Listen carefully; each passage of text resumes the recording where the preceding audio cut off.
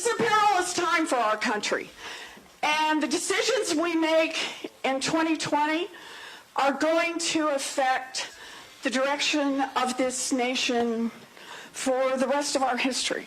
And so I am deeply grateful to all of you for making the investment of time and energy to show up here, because this decision in 2020 runs right through the middle of Iowa. So thank you, and thank you for being here. So it's good to be here. I feel like I'm here with family. I've been coming back and forth, and I actually brought family with me. Where's Alex? Where are you? That's my son Alex in the blue shirt.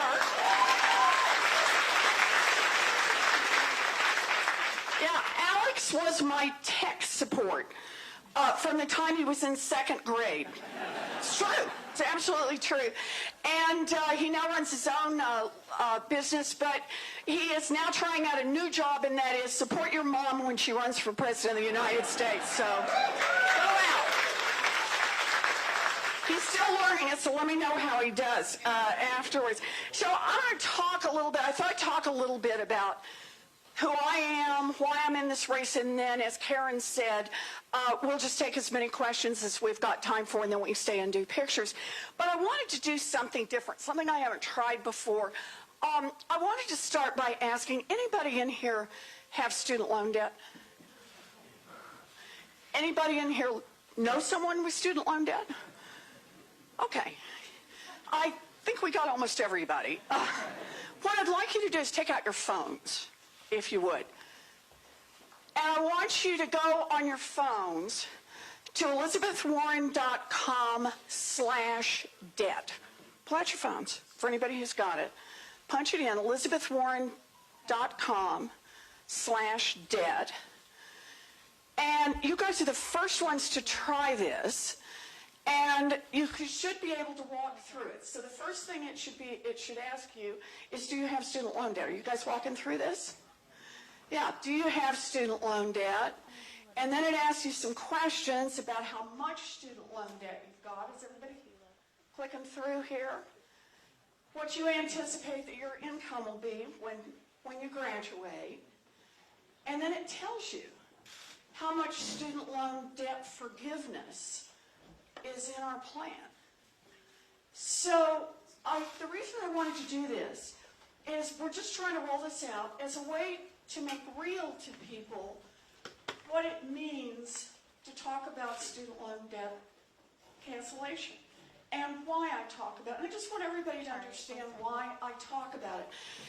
It's now the case that we are crushing an entire generation with student loan debt. 70% of young people who graduate from state universities have to borrow money to make it through. There is so much student loan debt outstanding right now that it's starting to affect every other part of the economy. So young people are not buying homes at the ages we would expect them to, not able to start small businesses. Because they are burdened with student loan debt. Can't move back to a small town, right? Where the wages may be lower, because you've got to hit that student loan debt burden every single time. So I see student loans as one of the places where we need to make a choice as a country. Who exactly do we want to invest in? Do we want to invest in the people who've already made it big and make sure that they get to keep every last cent of these giant fortunes? Or do we want to invest in young people who are not fortunate enough to be born into families that could write a check for their years of technical training, their years 2-year college, 4-year college, whatever it is they're trying to do to get an education? So I'll talk more about this as we get into the middle of it, but I just kind of wanted to start by trying out the site. So did anybody make it work? How much debt forgiveness do you have? Whoa, she got $50,000. We have a winner here. Okay, nice. Anybody else? How you doing on student loan debt forgiveness? You'll be debt free. That's what we can do. Fabulous, fabulous. Okay, so let's talk about this. Let's get this in some context. So thanks for doing it, and thanks for walking through it. And if there's a problem, let Alex know. Like I said, tech support's in second grade. So So let's make that work. So as Karen mentioned, I grew up in Oklahoma. I have 3 much older brothers. They are to this day referred to as the boys. I was born much later. I was what used to be called a late in life baby. My mom just referred to me always as the surprise. My 3 brothers all went off and joined the military. My oldest brother, Don Reed, was career military. He spent about 5.5 years off and on in combat in Vietnam. We were very lucky to get my brother, Don Reed, back home in one piece. My brother, John, was stationed overseas for a little over a year. My brother, David, trained as a combat medic. And I just want to issue a warning to everybody in this room. If you ever go back to Oklahoma, all 3 of my brothers live there now, all fairly close together. Never choke in front of my brother David. He carries a sharpened pocket knife. He is convinced that he could perform an emergency tracheotomy just like that, and he's always ready. It makes for some very exciting moments at Thanksgiving. But that's who he is. I love my brothers. I stay close to my brothers. When we were growing up, our daddy had a lot of different jobs. He sold carpeting, he sold fencing, he sold paint. And when I was in middle school, the boys were all gone by then, Daddy had a heart attack. It was a massive heart attack. And we thought he was going to die. He pulled through, but he couldn't work for a long, long time. And we lost our family station wagon. And at night, my mama would tuck me into bed, and after they thought I'd gone to sleep, I'd hear them talk. And that's where I learned words like mortgage and foreclosure. Hard words for a kid. So one day, I walk into my folks' bedroom, and on the bed is the dress. Some of you in this room will know what the dress is. It's the one that only comes out for weddings, funerals, and graduations. And the dress is laid out, and my mama's in her slip and her stockings, and she's pacing, and she's crying. And she's saying, "We will not lose this house. We will not lose this house. We will not lose this house." She was 50 years old. She had never worked outside the home, and she was terrified. And finally, she stopped walking. And I remember, she stood there. She looks at the dress. She looks at me. She looks back at the dress. And finally, she wipes her face, blows her nose, picks the dress up and pulls it on, puts on her high heels, and walks to the Sears and gets a minimum wage job. And that minimum wage job, full-time, answering phones at Sears, saved our house, and it saved our family. And for many years, I thought that was just the story of what my mama taught me. And that is, no matter how hard it is, no matter how scared you are, when it comes down to it, you reach down deep, you find what you need to find, you pull it up, and you do what you have to do to take care of the people you love. And it was years later that I came to understand it's the story of millions of people across this country who, no matter how hard it is, when it comes to it, they reach down deep, they find what they need to find, they pull it up, and they do what they have to do to take care of the people they love. And it was only years after that that I came to understand it's also a story about government. Because when I was a girl, a minimum wage full-time job in America would support a family of 3. It would pay a mortgage, it would cover the utilities, and it would put food on the table. Today, a minimum wage full-time job in America will not keep a mama and a baby out of poverty. That is wrong, and that is why I am in this fight.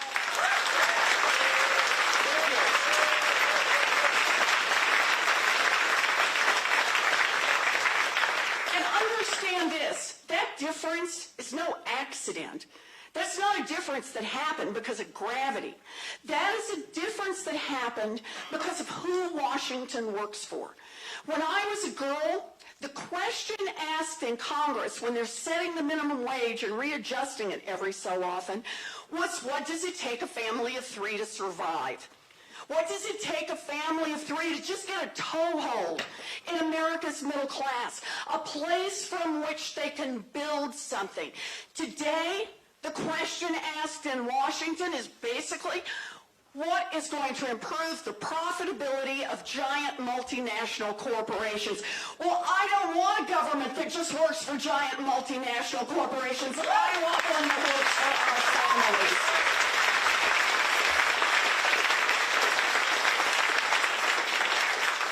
So, I have known what I wanted to do since I was in 2nd grade. I know some of you didn't figure it out till 3rd grade, 4th grade. Maybe even a few 5th graders in here, but not me. Man, I've always known what I wanted to do. I wanted to be a public school teacher. Can we hear it for America's public school teachers? Yes. That's what I wanted to do. And I just want you to know, I started early. I used to line my dollies up and teach school. I was tough but fair. But by the time I graduated from high school, we didn't have the money for a college application, much less the money to send me off for a 4-year diploma. Because unlike the boys, I couldn't make it without that college degree. So, unlike a lot of people in America, I do not have an entirely straight path making it through this.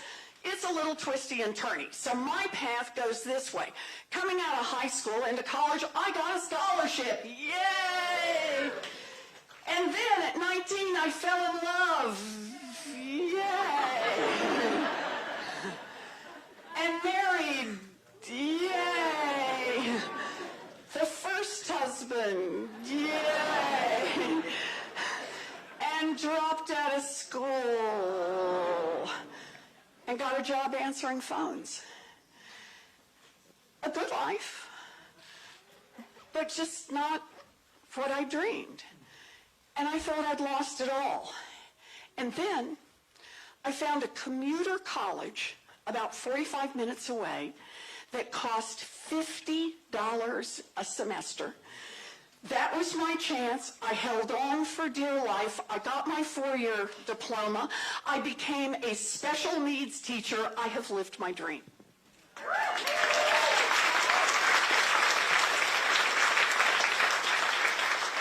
So now if any of you know special needs teachers, or anyone in here who is a special needs teacher, you know it is not a job, it is a calling. I probably would still be doing that today, except by the end of the first year, I was visibly pregnant.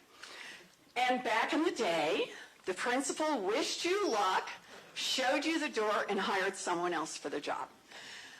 So there I am. I'm at home with a baby, trying to figure out what I can do. I can't get a full-time job. And I got this crazy idea that I'm going to head off to law school. So baby on hip, that's exactly what I do. A state law school costs $450 a semester, but I manage. And I do 3 years of law school, graduate from law school, visibly pregnant. You'll notice a pattern to this. That's that guy. And so I graduate from law school. I practice law for 45 minutes. And then went back to my first love, which is teaching. I traded little ones for much taller ones, but went right back into teaching. Now, I taught all the money courses. I taught contract law and commercial law, corporate finance, bankruptcy law, every part of the money end of law. But my work was always around one central question. What's happening to working families in America? Why is America's middle class being hollowed out? Why is it that families today, people today, who work every bit as hard as my mother worked a generation ago, find the path so much rockier and so much steeper? And for people of color, the path is even rockier and even steeper.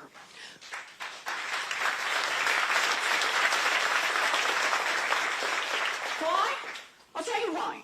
It's like the story about minimum wage. It's about who government works for. You know, this is how I look at it. Government right now works great for giant drug companies. It just doesn't work for people who are trying to get a prescription filled. Can I have an amen on that? Yeah. It works great for giant financial institutions. Just not for families that are trying to make it paycheck to paycheck without getting ripped off. It works great for giant oil companies that want to drill everywhere. It's just not working for the rest of us who are worried about climate change bearing down upon us.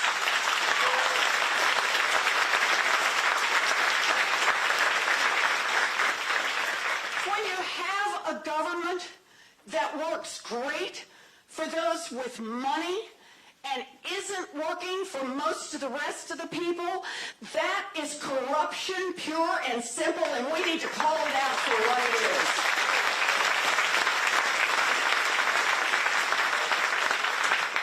And make no mistake, this corruption touches every decision made in Washington.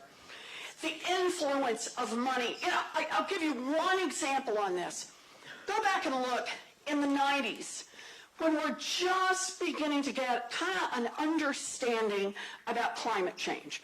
We don't have all the science right, but it's starting. People are starting to look at the data. They're starting to talk about it in a serious way. And here's the interesting thing. At that moment, Democrats and Republicans are working together. They're starting to talk about what do we need to do, what can we, because everybody wants to avoid a coming catastrophe, right? So lots of folks are working on it. And then along come the Koch brothers. The Koch brothers, bazillionaires who make their money in fossil-based fuels. The Koch brothers, or I should say, and the oil companies, and the other big fossil-based companies, and some other big corporations who look around and all of them say, you know, if Congress really gets serious about this thing called climate change, if they really make us change our practices, that could cost us money right now. That could really hit the bottom line. So they have options at this point. What could they do back in the 90s? Well, they could invest in a lot of technology around how to do air scrubbers and cleaner versions of the energy and capture the carbon, right? They could do that. They could say, you know what, we're going to get out of carbon-based fuels, take our money while we've got it and invest in renewable energy, clean energy. We're going to move over in a different direction. That's where we'll put all of our resources. Or they could make a different kind of investment. Invest in politicians. And they chose to invest in politicians. They found out that just spending a little money in Washington, and how did they do it? They invested in bought and paid for experts. People who would describe doubt about the science. Maybe yes, maybe no. Right? Get up and hear from the other side on the science. Why? Not because they didn't understand it, the science. They understood the science perfectly well. But if you could raise enough doubt, it would create a kind of umbrella so that politicians could keep taking the money, so that politicians could keep showing up and getting the PAC and the dark money and every part of this and continue to do nothing. You want to understand why we're at a climate crisis now that should have been avoided 25 years ago? The answer is corruption. That is the reason.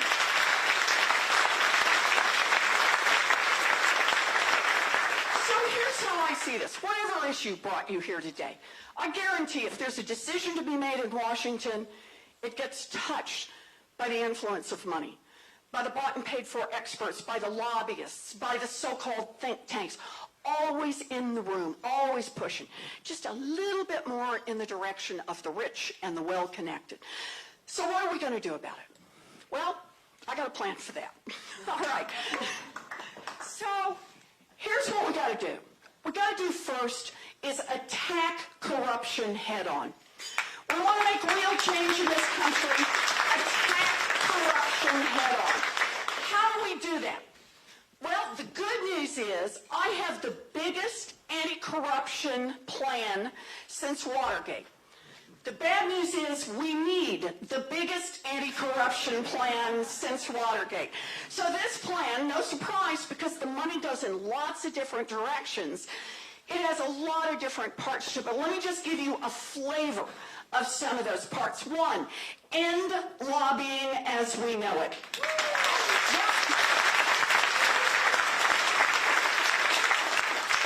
Block the revolving door between Wall Street and Washington. Make the Supreme Court follow basic rules of ethics on conflicts of interest.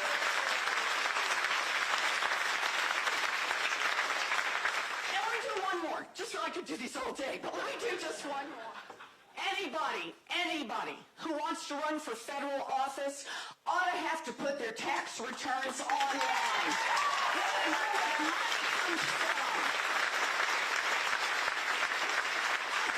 Let's do this. Okay. One is attack corruption head on. Two, we got to rewrite a couple of the basic rules in our economy. Think of it this way. Giant corporations. We've had so much more concentration, bigger and bigger corporations. You see it here in ag, we see it in tech, we see it in banking, we see it in industry after industry. And here's the thing about giant corporations. They basically just roll wherever they want to roll. And they do it however they want to do it. So they roll over their own employees? Yeah. They roll over their customers? Sure. They roll over the communities where they're located. Because there's nobody to balance out, nobody with the power to be able to get in and push back. So how do we stop that? I'm talking big structural change. The answer is we need more power in the hands of workers. And that means make it easier to join a union and give unions more power when they represent workers. Unions built America's middle class, and unions will help rebuild America's middle class. So that's one. How about another one? I proposed a wealth tax on the richest 1/10 of 1%. Yep. Here's how this wealth tax works. I want you all to think about how this wealth tax works. This is pretty cool, actually. So, first $50 million, it's fine. Okay? I see a lot of people relax at this point. Okay, yeah. But the 50 millionth and first dollar of your total wealth, 2 cents. And 2 cents out of every dollar of wealth after that. Okay? And by the way, wealth tax, just so everybody understands how wealth tax works. Anybody in here own a home or grow up where folks own a home? Yeah, you've been paying a wealth tax. Every year. It's just called a property tax. Okay, and all I'm saying is for the bazillionaires, how about if their property tax is not only the real estate, it's also the yachts, the diamonds, and the Rembrandts. Just want to include it all. That's the basic idea. So, 2 cents on the dollar. And what we're saying to these folks, 2 cents on the dollar, it's not trying to be punitive. The point of the 2 cents on the dollar is to say, look, good for you. You got out there, you had a great idea, you worked hard, you built one of the great fortunes. Remember, it's only 75,000 families. It's 1/10 of 1%, the biggest fortunes in this country. You built one of those fortunes, or inherited it. Yeah. There is that part too, right? Okay. But either way, when that fortune was built, it was built in part using workers all of us help pay to educate. It was built in part getting your goods to market on roads and bridges all of us helped to pay for. It was built in part protected by police and firefighters all of us helped to pay salaries for. So all we're saying is, come on guys, you build one of the great fortunes in this country, pitch in 2% so everybody else gets a chance. That's what this is about.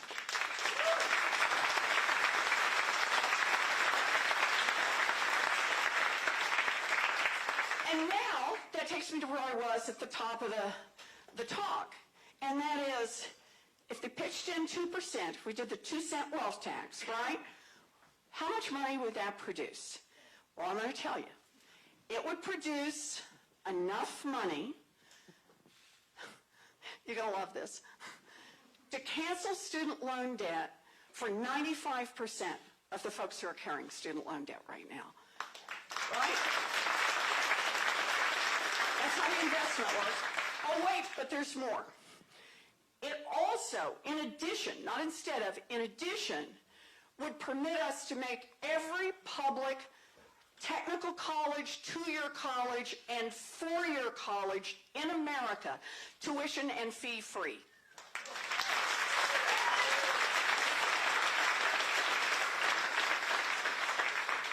It would also permit us to provide universal child care for every one of our babies age 0 to 5.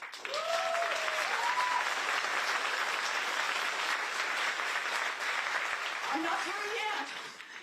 It would also permit us to do universal pre-K for every one of our 3-year-olds and 4-year-olds.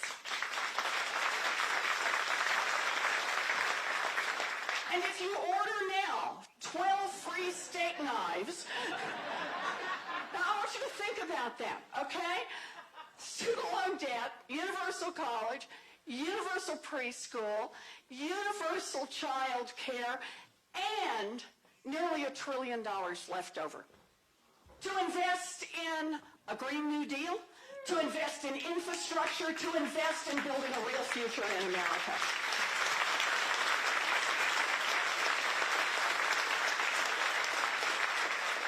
It's just about restructuring the economy a little bit, to ask those at the top, who, by the way, last year, those at the top, all in, that 1/10 of 1%, how much did they pay in taxes? All in, always. Answer, 3.4% of their total wealth. Okay. The 99.9%, which might include some of you, the 99.9% all in paid 7.4% of total wealth in taxes. Look, my view is I'm just tired of freeloading billionaires. Let's get them to pay a fair share, and let's create an opportunity for everybody else in this country. So that's my second part.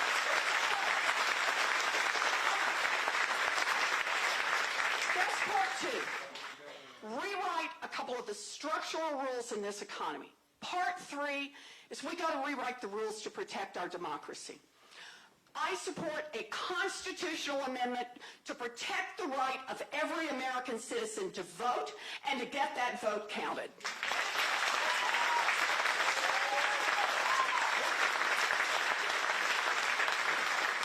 We need to repeal every single voter suppression law out there. Yep. And I'll just do one more on this. We need to overturn Citizens United. Democracy is not for sale.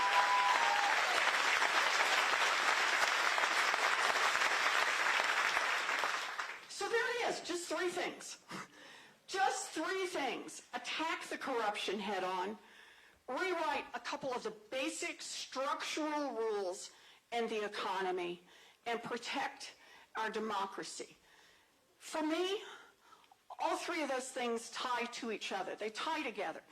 because they're all about an America of our best values. An America where we create opportunities, not just for those at the top, but we create opportunities for everyone.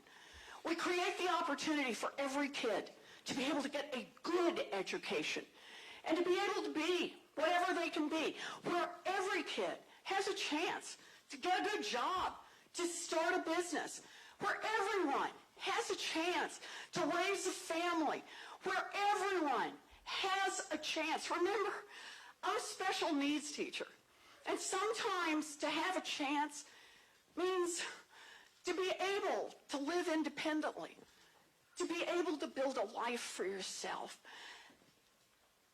My daddy ended up as a janitor, but his baby daughter got a chance, got an opportunity to become a public school teacher, to become a college professor, to become a United States Senator, and to become a candidate for President of the United States. Let's do this. Let's dream big.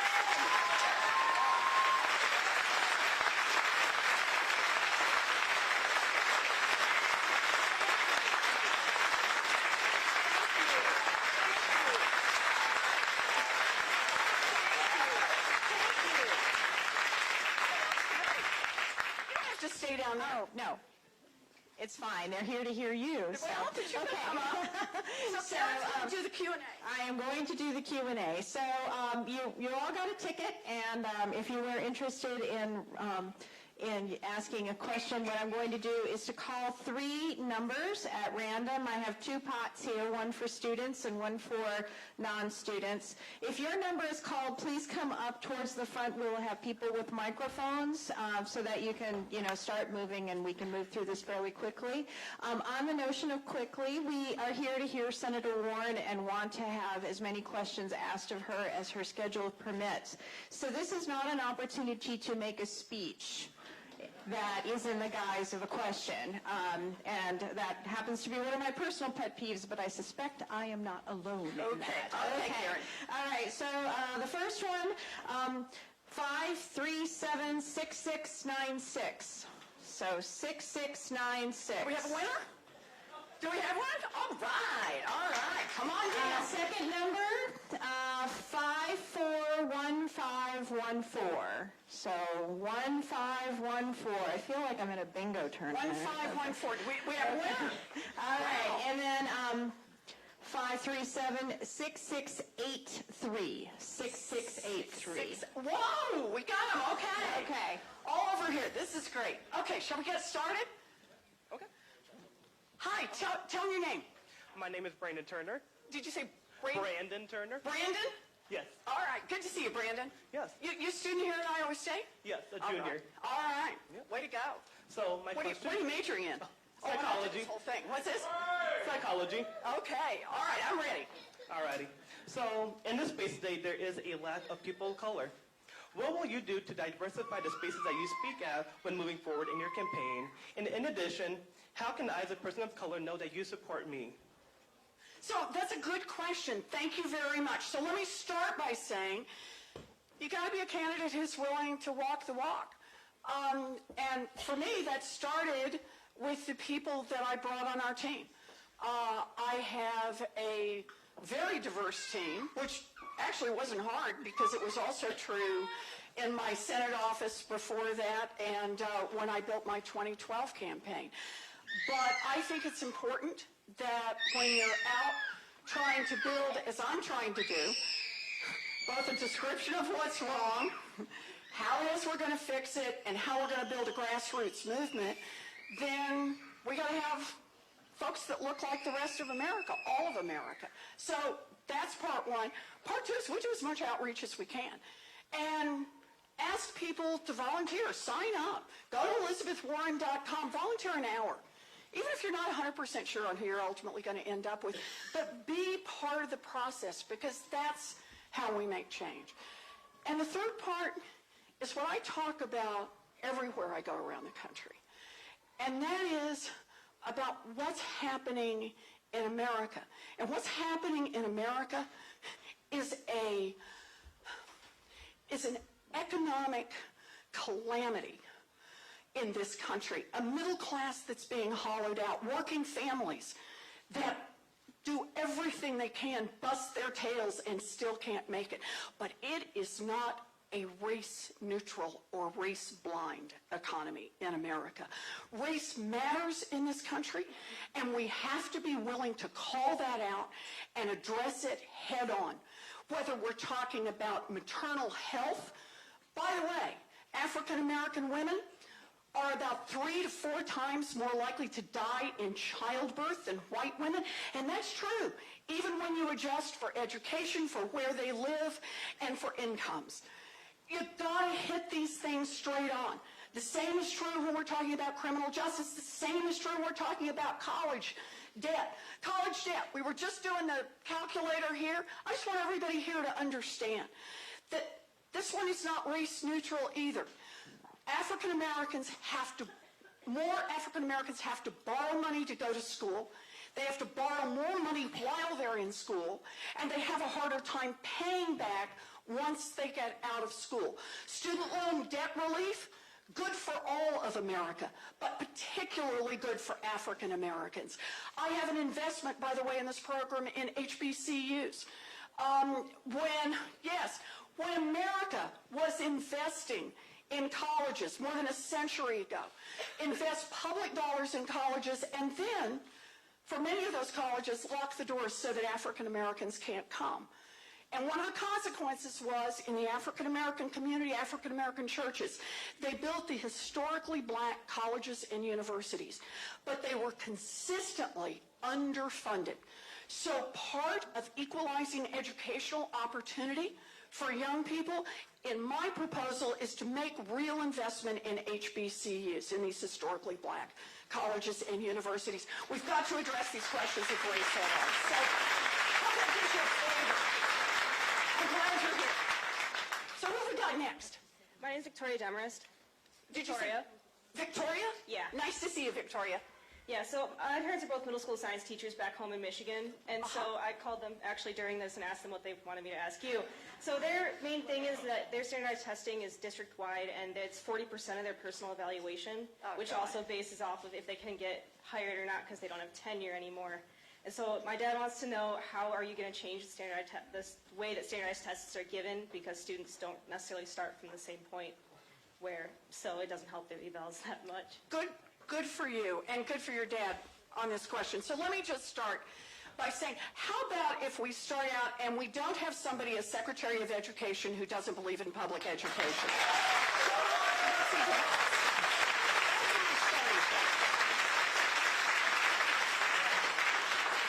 But the testing regime that has been put in place is not only bad for our kids, it's disrespectful to our teachers.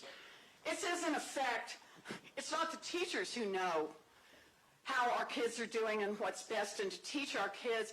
It's somebody from the outside, and somebody often who's making a lot of money selling these tests to the schools. So, look, I was a special needs teacher. I push back hard on the idea that what we should be doing is all about standardized testing.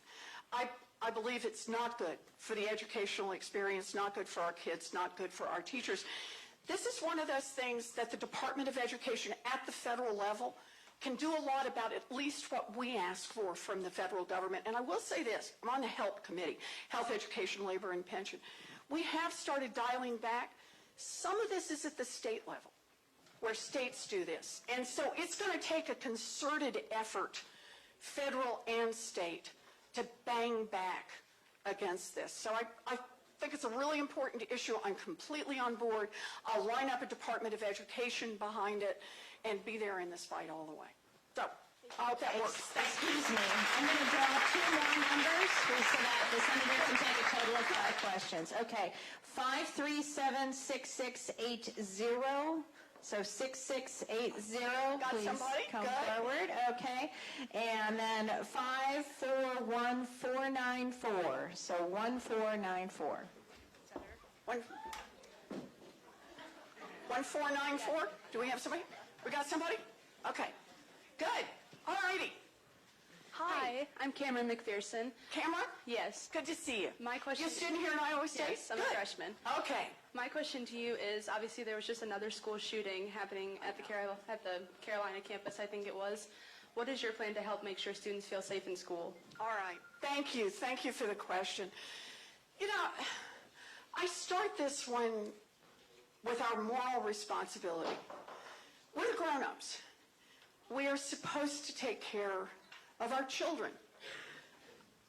7 children will die today from gun violence, statistically speaking, and 7 more tomorrow, and 7 more the day after that, and 7 more the day after that. If 7 children were dying of a mysterious virus, we'd pull out all the stops. We'd say, whoa, we got to get in here with the CDC. We got to figure out what's going on. We got to get people lined up. We got to figure out a way to put a stop to this. But when it's gun violence, we don't do that. And the reason we don't do that right now is because the NRA holds Congress hostage. And we just got to be willing to fight back against this. We need the courage to step up on behalf of our children. You know, there's just some basic pieces. Background checks. Come on, things that the overwhelming majority of Americans support, including gun owners. Just, can we do some background checks?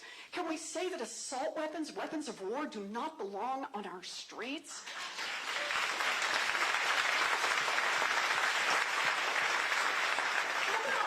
How about no fly, no buy? If you're on the terrorist watch list, you shouldn't be able to buy a weapon. No. And that we put some money into basic research. We want to get this right. You know, we have a Second Amendment. All 3 of my brothers are gun owners. I get this. I grew up around guns. But we have a responsibility to keep our kids safe and to just find the place on the dial where we get a little more safety, a little more security around it. So here's what I promise you. I'll do 2 things. I'll do what I can do alone as president, but I'll also help lead the fight on this one. Because this is one where I think we just have to stand up with courage and say to the NRA, you can't do this anymore. You cannot keep us from passing sensible gun legislation and gun safety measures in this country. Okay? Good. Thank you. Thanks for the question. What have we got? Hi, I'm Kyle. Hi, what's your name? Kyle. Kyle. Good to see you, Kyle. All right. What's a Democratic view or policy supported by a fellow Democratic candidate that you oppose and why? You know, Kyle, I'm just going to be blunt. I'm not here to knock other Democrats.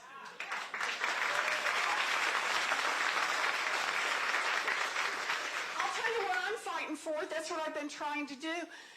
But I think that's what we got to do right now. You know, look, this is a tough time, and it's a tough time for our country. And I think we have a special opportunity in a primary. And right now, that special opportunity is not just to chase that guy down the crazy rabbit hole with his tweets and everything else he does, but it's to talk about our vision for America and what kind of plans we've got to get there. So I'm going to keep doing that every day because I think that's how we show all of America, Democrats, independents, and Republicans, we have a good alternative that speaks to our best values in this country. And it's not a pie-in-the-sky alternative.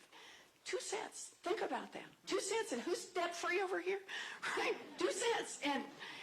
And you'd be debt-free. 2 cents. And we can invest in the rest of America and opportunities for all of America. So that's where I'm going to stick on this, Kyle. Okay? Thank you. Who else?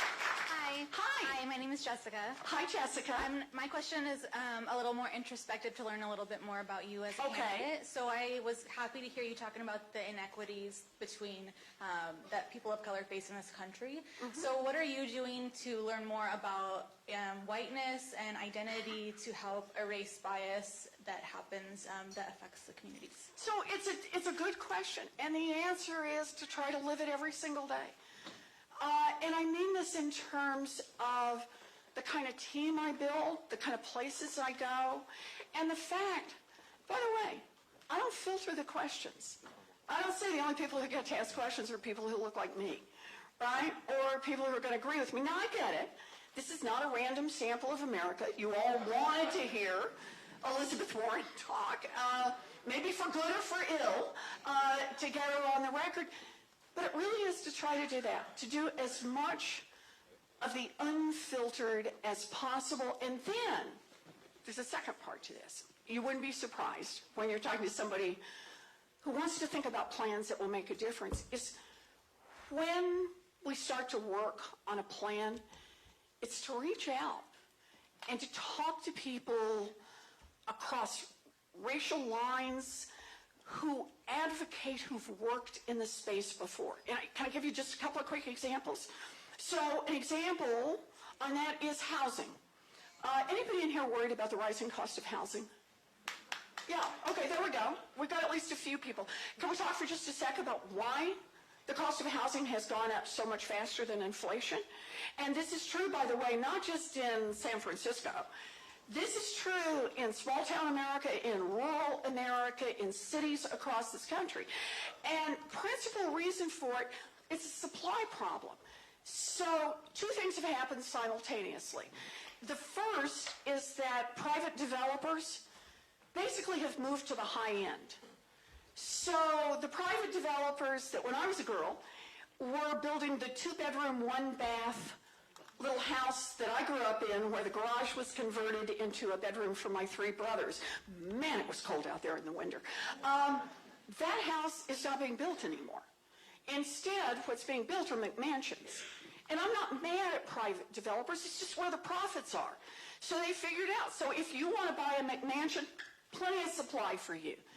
But if you're middle class, if you're working class, God forbid, the working poor, the poor, you're not getting any new supply coming in. In fact, think about what that means. What's there is deteriorating because that happens to housing over time, and it's not being replaced. Population's growing, housing is deteriorating, and there's one more. The federal government is not putting the money into housing that it used to put into housing. So I got a plan for that. And the plan is to build about 3.2 million new housing units across this country. To build them in cities, to build them in small towns, to build them in rural America. Good news is about this plan, all paid for again. You can guess who I'm asking to pony up on this one. All paid for. Here's the deal. Moody's has done an independent analysis, says it would bring down rents across the board by about 10% if we put that much new supply on the market. That's a pretty good deal. It would produce about 1.5 million good jobs, and it's local. You can't ship those jobs over to China. They can't be done in Mexico. They have to be done right here. So it has all kinds of good positive effects. But there's one more piece to this. So the number one way that working families, middle-class families in America build wealth is homes. And it's been true for generations. Number one retirement plan in America is pay off your house and live on your Social Security, right? It's the one asset you buy that appreciates instead of going down in value. And it's the biggest intergenerational wealth transfer that happens in our country with working families. And that is, if grandma and grandpa can hang on to that house until they pass, the next generation is richer. And the next generation is richer yet. That expands opportunities for education, expands opportunities for business. That's how families over generations do better, become more secure. So it shouldn't surprise anybody in this room that starting long, long ago, early in the 20th century, that the United States government subsidized the purchase of housing, purchase of homes for white people, and discriminated against black people. It was called redlining. And just drew a boundary and said, we're going to subsidize homes for everybody who doesn't live there, and for anybody who does live in what was a predominantly black or brown neighborhood, you can't get access. So it's actually actively discriminating against them. So you wouldn't be surprised. By the way, you might be surprised by this part. That was still legal into the 1960s. We discriminated affirmatively. And here's the deal. In the 1960s, the number of percentage points difference between white home ownership rates and black home ownership rates was about 28 points. Think about that. Okay, and that has profound generational effects. Now, here's the good news. Government matters. When the civil rights laws are passed in the mid-1960s, you see that start to change. And the African American home ownership rate starts going up. By the way, the white home ownership rate starts going up too, but the gap is narrowing. And then Wall Street discovers black and brown neighborhoods. Late 90s, they look around and they say, there's a lot of wealth in those neighborhoods. A lot of wealth. So how about we go sell them, people who already own their homes, get them to refinance their homes into the worst mortgages ever. How about we just go strip wealth out of those communities? Let's practice and see how we can do it. That's how the late 90s and into the early 2000s went. Now, do understand, they started in African American, Latino neighborhoods, and then ultimately went to any place where there were seniors, and then spread it all across America. That's what brought us the crash of 2008 and cost millions of people across this country their homes, cost millions their jobs, cost millions their savings. But just one last little twist, and that was when they started doing the foreclosures, they did the worst of the foreclosures, the most aggressive, failed to follow the law, once again, in African American and Latino neighborhoods. So where are we today? Today, housing discrimination is not legal. In America, yay, the law protects us. But let's take a look at the reality. Remember how I told you that back at the beginning of the 1960s, the black-white home ownership rate gap was about 28 points. Discrimination was legal before we started down this path. Today, that gap is 30 points. That is, the gap between home ownership rates among whites and blacks is higher than it was when housing discrimination was legal in America. So the way I see this is we can't write a housing bill that simply says we're going to be race neutral. Race neutral doesn't cut it here. We should build housing units, 3.2 million new housing units, but what I have in this proposal is to say we've got to set aside some money for people who live or lived in these formerly redline neighborhoods and give a little housing assistance to help get them into home ownership. Yep.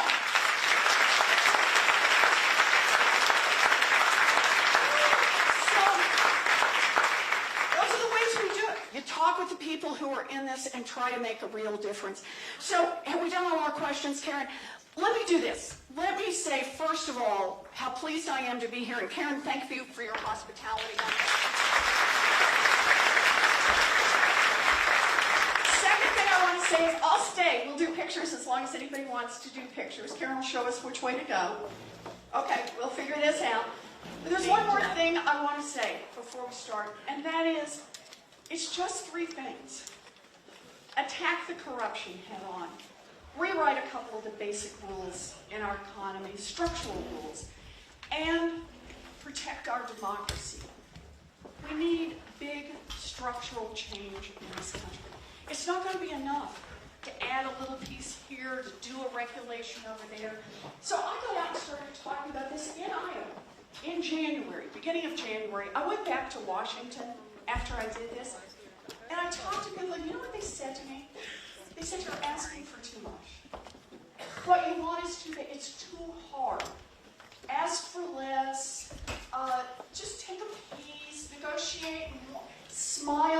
more? Yeah. And just because it's too hard what you want to do. Here's how I see this. What do you think they said to the abolitionists? They said, it's just too hard. You're never going to change America. What did they say to the suffragettes? Right where we are. What did they say to the suffragettes? Too hard. Give up now. But what did they say to the early union organizers? It's too hard. Give up now. What did they say to the foot soldiers in the civil rights movement? It's too hard. Just give up now. And what did they say to the early LGBTQ activists who just wanted equal marriage? Whoa, too hard. Give up now. But here's the deal. None of them gave up. They got organized, they